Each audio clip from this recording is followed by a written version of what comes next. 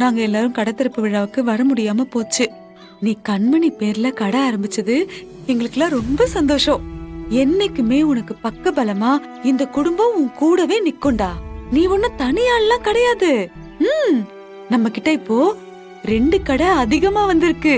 இந்த வள்ளி டெக்ஸ்டைல், கண்மணி டெக்ஸ்டைல் இதெல்லாம் நம்ம காவேரி டெக்ஸ்டைலோட பிரான்ச்சஸ். நீ வேணா பாத்துக்கிட்டே இரு.